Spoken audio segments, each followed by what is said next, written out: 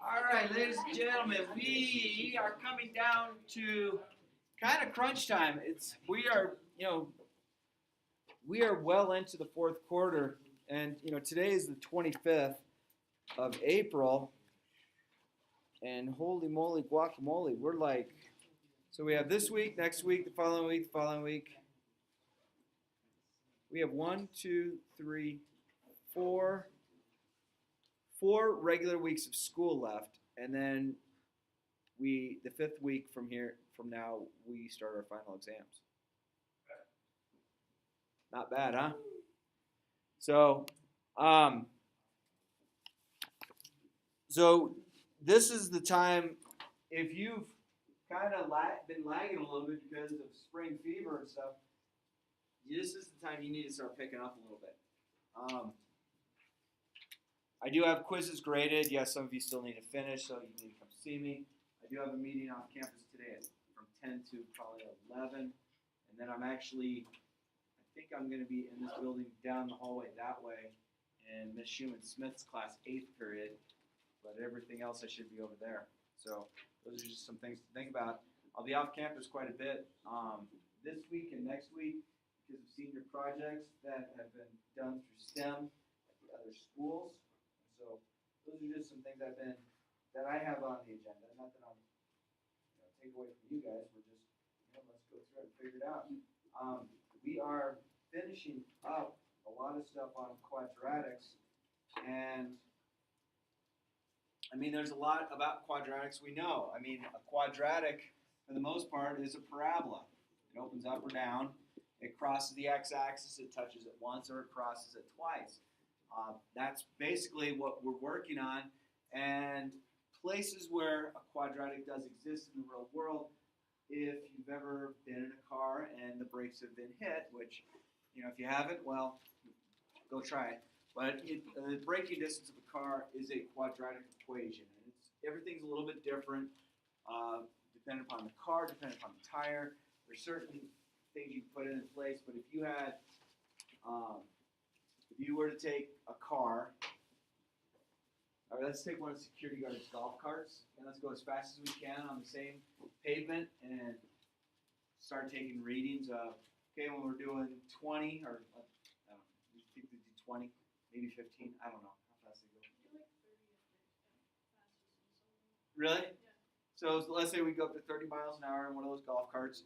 If we hit the brakes on the exact same piece of pavement and marked down how far it was, measured the distance, and then we did a few other iterations of it, you could create a parabola, and then you could also start using something called extrapolation, meaning outside of your data, you could start predicting how far the braking distance would be if you were doing a certain speed, and then you could actually work backwards and say, if I were to know what the braking distance was, could I determine how fast I was going, which a lot of times that's what police will do when they are investigating an accident of two vehicles. And a lot of times they will find the initial brake distance, and people say, well, it's anti-lock brakes. Absolutely correct. But there's an initial brake pattern when you go to hit your brakes, which will do an initial lock and then start doing the blah. And they find that, and they measure to that front tire of the car, because that's usually where it comes from. And then they have something called the damage factor of the car, and they can put that into the equation, and they can determine how fast you're going. If you're doing 30 miles an hour, your car should not be smashed to pieces. And we're like, no, I swear I was only doing 10. The car shouldn't be that bad of shape, unless it was already in that bad of shape. But we're finding it all over the road. So that's just one spot where you find it. You can also find it in free fall situations. So if you were to drop a ball off of a cliff, how fast it would go. Yes, there is something called terminal velocity, and there's buoyancy factors that take place in physics, but for the most part, it deals with a parabola, and you can make a prediction when the ball would hit the ground if you knew certain elements such as acceleration of gravity and other things. So there are three forms of the quadratic. We're going to go through them. We've worked with them, but they all tell us a little bit different information. And so this goes along on our packet. So So understanding the quadratics is important. So the standard form looks like this. Standard form is useful. Why is it useful? Well, this allows us, if it can be factored, factor it. Okay? If it can't be factored, what do we know? What are things that we can do? What equation goes with pop goes weasel? Use the quadratic equation, right?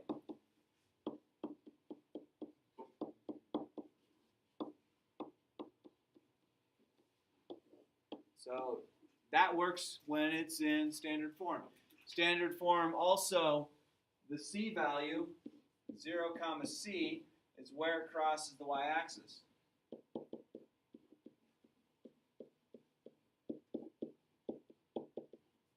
Okay? The a value tells you if it's growing and how fast, and if it's going up or down. So standard form does have some information to it. A lot of times standard form, you might be missing your b value, which you just have an x squared and a c value. That's fine. Sometimes you can miss your c value. If you're missing your x squared value, it's not a quadratic. It's a linear equation. So standard form, there's a lot of things that it does tell us. Okay? And again, it tells us if we can factor it. So basically, if it can factor, if you have to use a quadratic equation, it's going to tell you where it crosses the x-axis. So things that you can know is you can know where it crosses here. That's your 0c. That's a c. And then it could be crossing here and here. Doesn't have to though, but it could. So it finds you your solution. So that's standard form of the quadratic equation. Questions about that?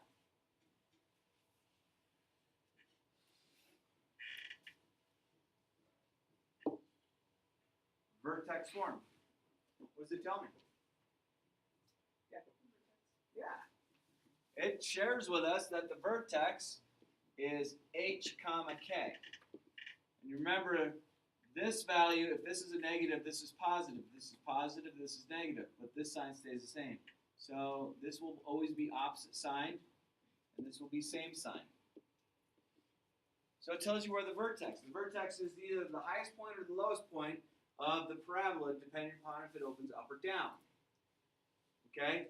The a value here, this is the same a value that we set back here. So the a value back here tells you it's growing, and tells you it's growing up or down.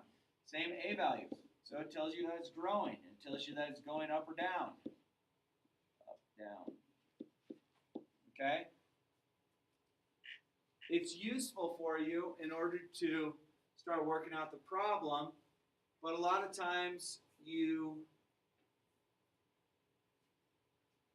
if it just tells you the vertex, then you have to realize how the 1, 3, 5 growth pattern works in order to find more points.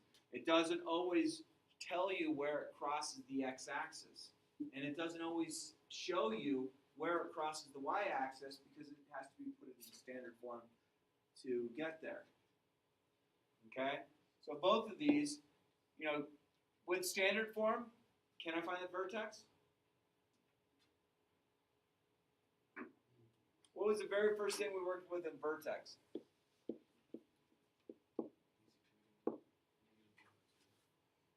I heard it. Negative b over 2a. And then plug in, right? So vertex form shows you the vertex right away. Standard form, we can get to the vertex if we go negative b over 2a, then plug that new x value back into the equation, get the new y value. So, that could help you as well. Vertex form looks a little different. Again, it doesn't tell you where it crosses the x-axis.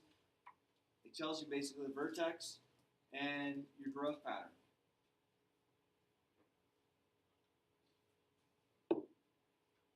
Then you have factored form.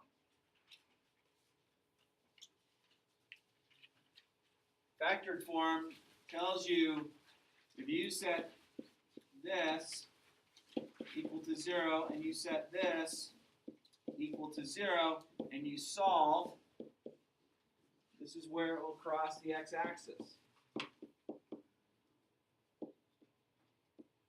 Some people might call it the solutions. But this is where it's going to cross the x-axis. Already been factored down for you. Can you find the vertex off of this using negative b over 2a? It's not going to work out with negative b over 2a. So how would you find, if you knew that you had a crossing right here and a crossing right here, and you knew the parabola was going to open up, so the vertex is going to be down here, what could you do to try and find the vertex if it was in this form? Yeah. Axis symmetry, and the axis symmetry is always where? In the middle. So you can find that middle region. Find the middle of these 2 points.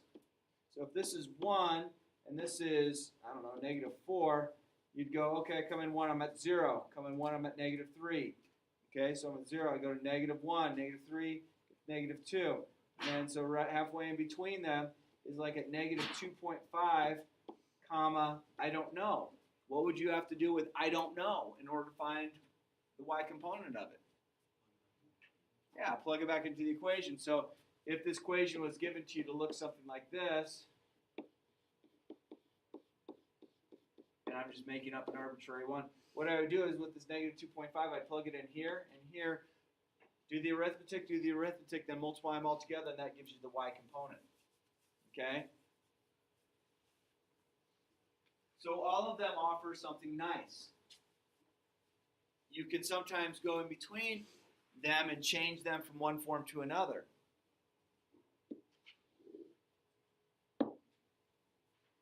Okay? So this first one, y equals 2 parentheses x minus 3, x plus 5, I can tell you that this one crosses the x-axis at 3, 0 and at negative 5, 0. How do I know that? I set each of those equal to 0, so I added 3 to get 3, 0, and I had to subtract 5 to get that. So I know we're across the x-axis. Fantastic.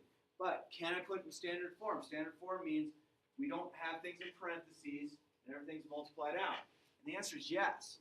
So let's take this, and I know I have 2 times x minus 3, x plus 5. Let's multiply this portion together first. So I have x times x, which is x squared, and then I have plus 5x, and I have this, minus 3x, and I have this, which is minus 15. Combine any like terms, and multiply by this 2. So distribute here, here, and here. That's going to give me 2x squared plus 4x minus 30. And that's what y is equal to. So this here is equivalent to this here. It's just one is in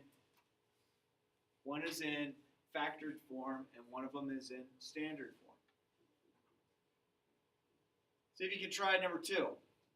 Y equals x minus 4 quantity squared. So this is vertex form plus 6. So how many of these do I have? 2.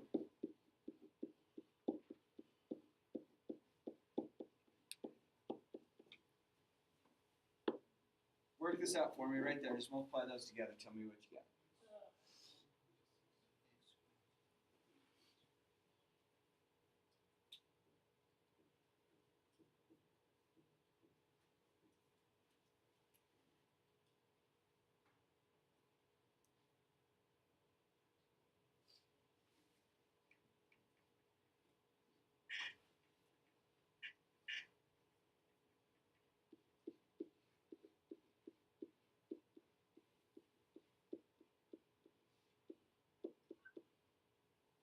Did I do it right?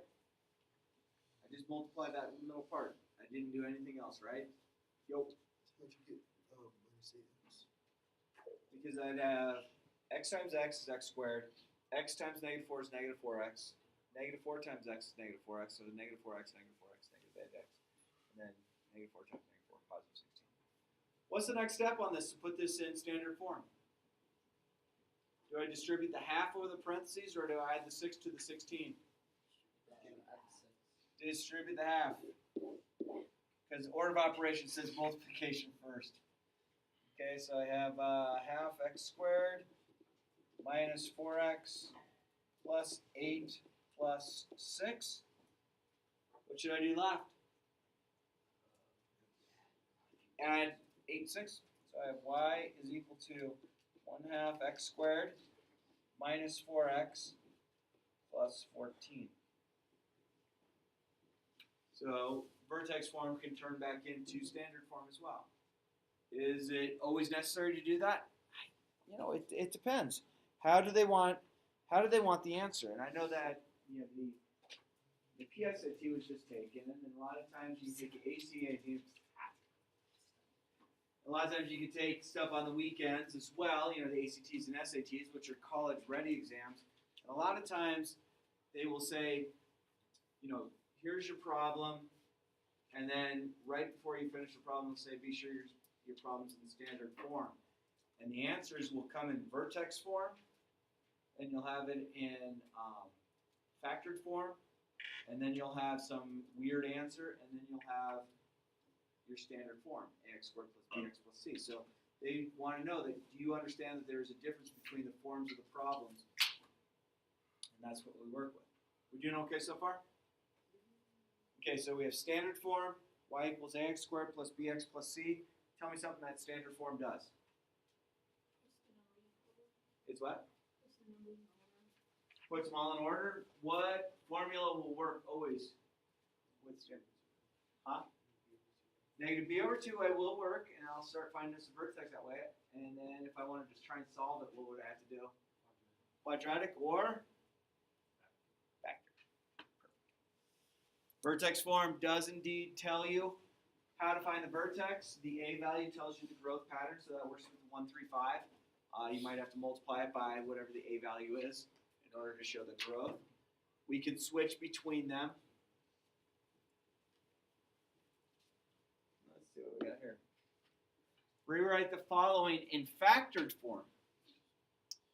Okay, so problem number 3. Do I have a greatest common factor? Yeah. So it looks like I can factor 2 out, and that leaves me this. Minus 8. And then we can factor this. Okay, our magic number is -8. So I know I have alternating signs. The factors of 8 are 1 and 8, and 2 and 4. So 2 and 4 will work to give us the -2. So this 2 out front comes along for the ride. And I get x squared. Let's see. It's going to be a +2 and a -4. So you get that. Bring the 2 along for the ride. What do I have in common here? X. What do I have in common here? X. X minus 4. 2. X minus 4. And we have multiple sets of parentheses because of the silly 2 up front. So our factored form is going to be x minus 4, x plus 2. And don't forget this one to come. So there's our factored form. This one might have a factored form. How do we find it? Do what? There is two of these. And a lot of people will say, okay, we're in factored form now. But this one here is your goofball. So you have to go ahead and multiply it out.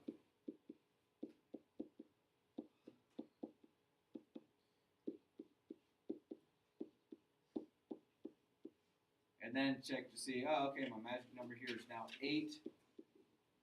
It's both going to be negative, and 2 and 4 will work. So I get x squared minus 2x minus 4x plus 8. Look for GCF here. Here I have to factor the negative out. So my factored form of this one would have been x minus 2, x minus 4. This is the exact same problem as this.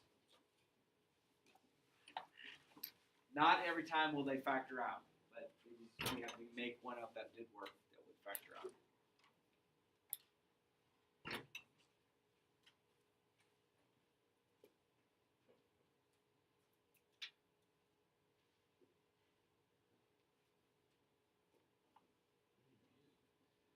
I feel much better. That's good. Ready for one more track? Here we go. Ready? Ready? Oh, they didn't correct it. Oh, shit. Oh, that's going to leave a mark. That's beautiful.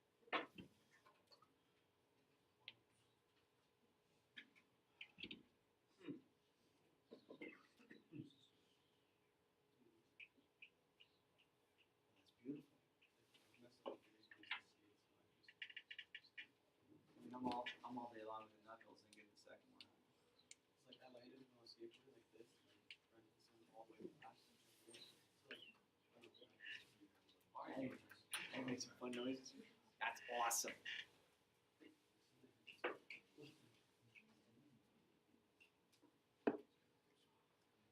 All right, for each of the following, find the vertex, the x-intercept, and the y-intercept.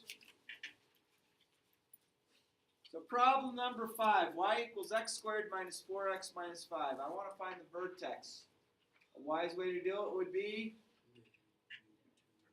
negative b over 2a. And then plug in.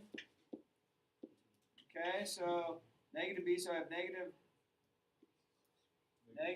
4. So 4 over 2 times 1. So I get 2. Is that right?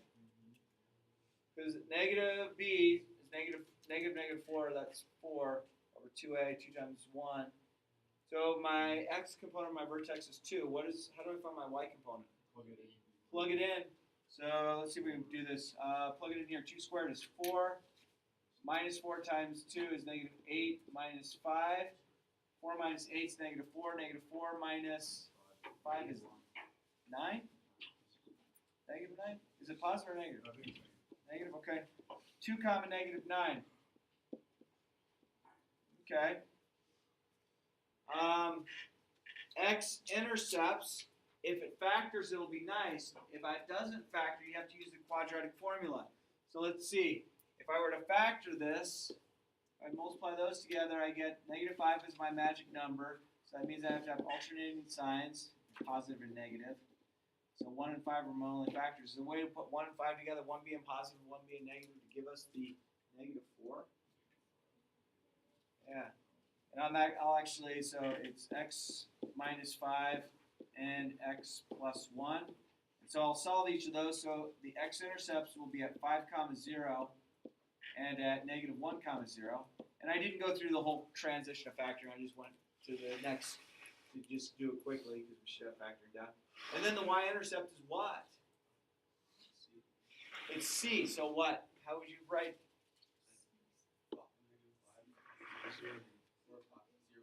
0, negative 5. There you go. Don't flip-flop, but if you flip-flop, you gave an point on the x-axis. Okay?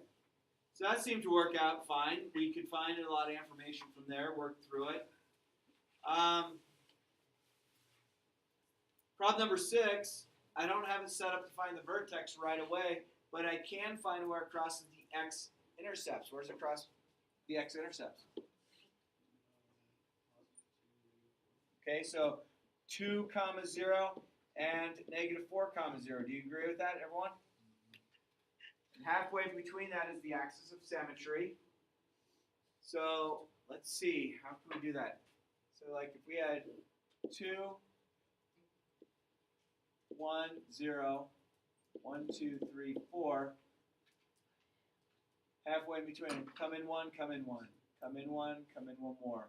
Come in 1 more. Oh, we both wanted here, so that's negative 2, negative 1.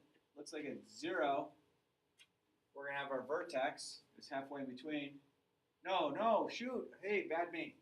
2, 1, 0. That's negative 1. My goodness, I'll tell you. That fall off the ladder yesterday must have been further than I thought. So negative 1. How do I find the y component of the vertex? Plug it back in, absolutely. Plug it back into both of these x's here and here. So negative 1 minus 2 is negative 3. Negative 1 plus 4 is 3. So 2 times negative 3 is negative 6. Negative 6 times 3 is negative 18. So there's our vertex. Can we find where it crosses the y-intercept? And I can show you a quick way to do it. Like you could, if you want to find the y-intercept truly, you have to multiply x minus 2x plus 4 out and then distribute 2. Or you could just realize if I go, what did I do in green? If I multiply this number, and this number together, making sure the signs are appropriate, I'm going to get it. 2 times negative 2 is negative 4. Negative 4 times 4 is?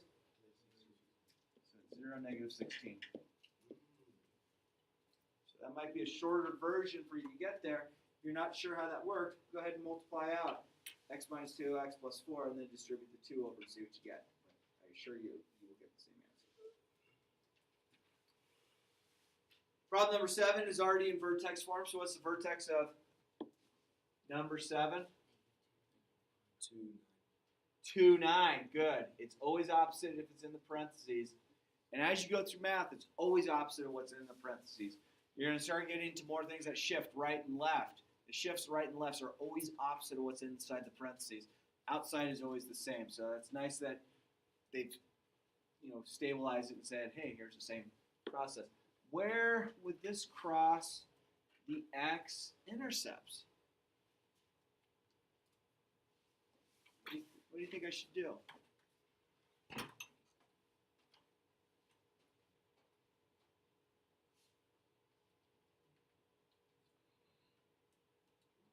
Any ideas?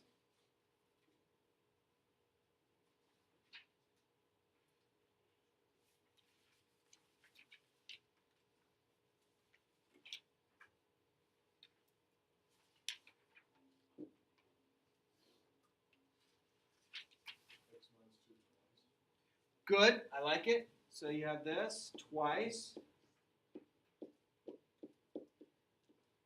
What should I do with it? Yeah, so we'll multiply it out. Okay, so this negative I'm going to worry about at the end. So I'm going to go x squared minus 2x plus 4 plus that 9. And this is actually, this part's in parentheses because I'll have to distribute that in a sec.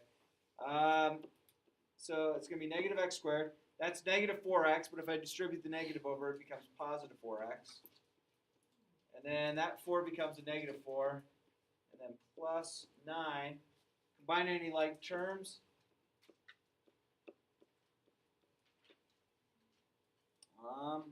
Plus 5. Oh, I have a negative on the x squared. Shoot. That means our magic number has to be negative 5, which somehow means I have to have positive and negative in there. But I imagine one of the x's would need to be negative. The other one could be positive. And then I think with that I could just go positive, positive. And let's see. The outside, I'm going to do a 1 here and a 5 here. Is that going to work? Inside is going to give me 5x. Outside is going to give me negative 1x. Oh, yeah, that'll work. Okay, so then if I want to find my x-intercepts, I'll set that equal to 0. So negative x plus 5 equals 0. So negative x equals negative 5. So x equals 5. 0. Oh, I want to click on that one. I'll go back. And that's negative 1, 0. Why is that not negative 5? Because that negative there goofed the whole thing up. Okay. We do, because we had to do that, we do know that where it crosses the y-intercept. Where's it cross y-intercept? Yeah, 0, 5. Good. Sweet. So there's a lot of information that they convey to us. Yep. So I'm confused about how we got negative x plus 5. Sorry. No, it's totally fine. I've never really taught you how to factor that way. Honestly, the best route for you guys on that, I would say, would be plug it into the quadratic formula. And then if it comes out the whole numbers, you know it factored. Okay? So I don't know why they gave us one like that. That's kind of a curveball.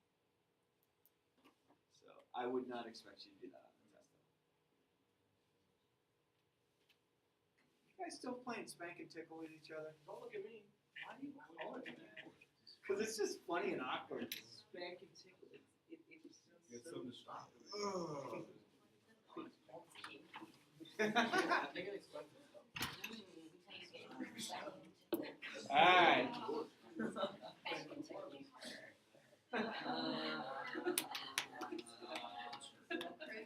Oh shoot. We don't really can't learn.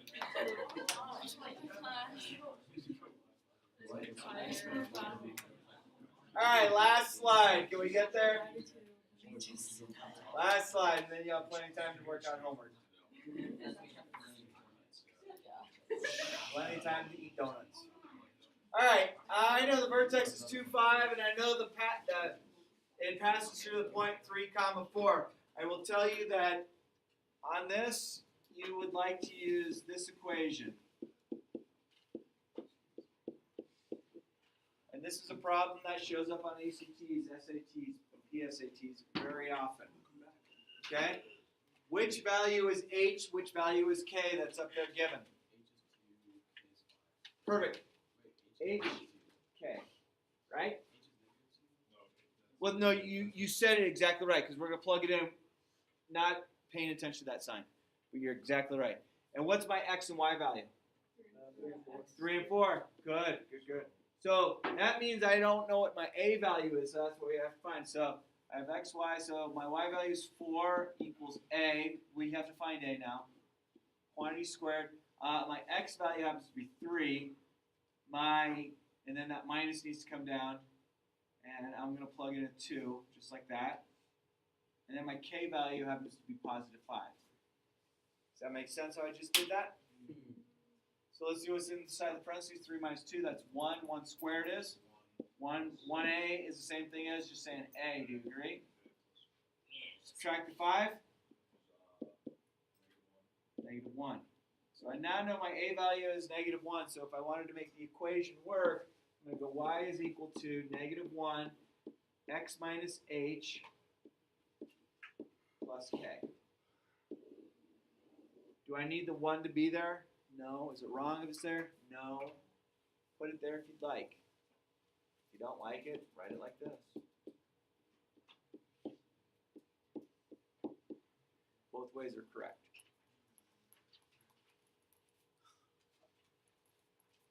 And then number 9 says the x-intercepts happen to be x equals 2 and x equals 4. And then you have a y-intercept at 16. So you know that x is equal to 2. So the binomial that this brings is that. How do I know that? Equal to 0. And then if x is equal to 4, my other value is going to be what? Good. All right. So, almost done with this problem. It's going to be y is equal to, I need to figure out what this value is. The y-intercept 16. Remember I said if I multiply this and this together, if I also multiply this, if I multiply negative 4 and negative 2 together, I get 8. And I want it to become 16, so what does this have to be? 2. So this is now in your factored form, or you can multiply it out, going x minus 2 times x minus 4, and that could give you, well, I mean, right there, it just says put it in the best suited form, so factored form works. So I don't think we need to do any more work on it, right? So it's best suited form, so that's factored form. That works. Wow. I got done early. I must have started too early or something. So guys and girls, as I said, this is the time where you really need to start realizing there's more, more school coming. And what do we say? We have 4 weeks and then we have finals after that? So this is not the time to say, you know what, I'm still not gonna do anything. So page 111, 112, which is worksheet number 7, and I have it here in my hand. I'll put it in here for you guys. So that's for you. So worksheet number 7, which is page 111, 112.